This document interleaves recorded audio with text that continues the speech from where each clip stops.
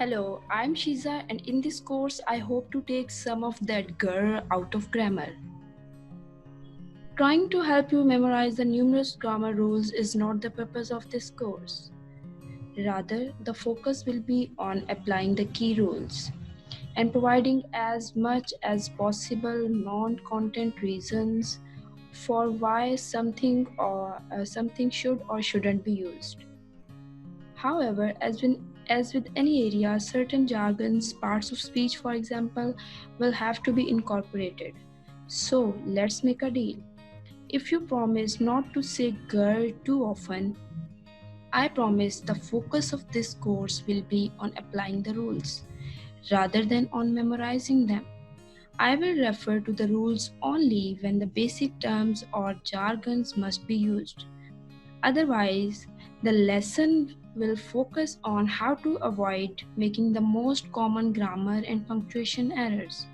So, let's get started on learning how to make sure your writing is mechanically correct to help give that reader a first good impression and help you become a more confident writer.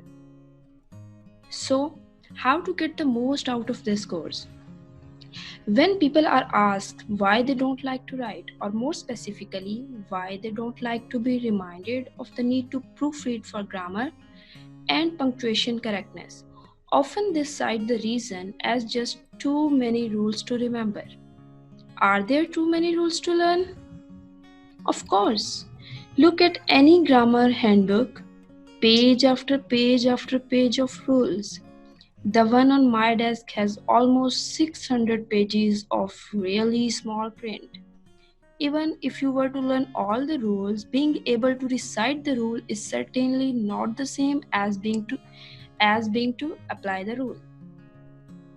For example, you might memorize this rule. A subjective case pronoun is needed after a linking verb because a linking verb needs a subjective complement which may rename or describe. There, now you won't make that error again, right?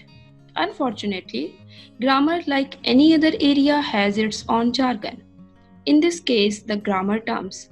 But I believe that a person can memorize every grammar rule in that 600-page handbook, but still not be able to apply the rules correctly. Or someone may comment that the rules have changed or that the rules conflict. One time may is correct and the other time I should have been used.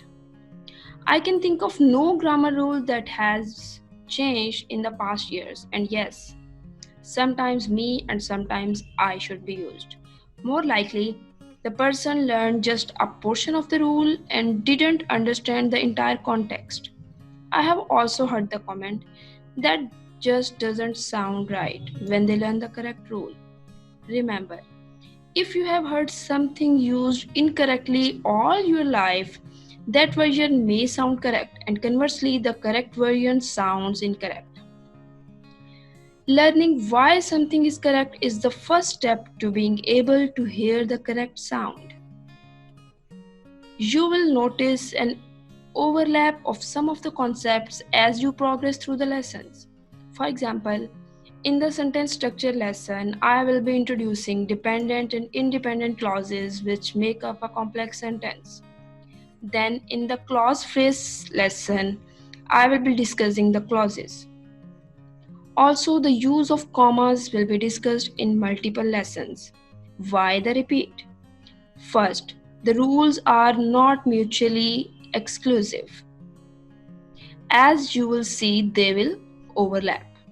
Second, the repetition is a reinforcement to help you see the big picture, how all the concepts are interrelated. You will also notice that frequently when I give you a couple examples for you to see which one is right, the correct answer may be it depends. Because which is correct certainly depends on the writer's intended meaning. So, to get the most out of this course, put aside your previous experiences with trying to learn the rules. Get rid of excuses. Focus on how to apply the rules and be willing to analyze those it depends situations.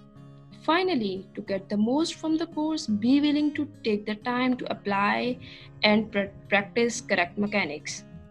This was an introduction lesson. Soon we will be going to talk about the overview of grammar, parts of speech, and common mistakes we do while writing content.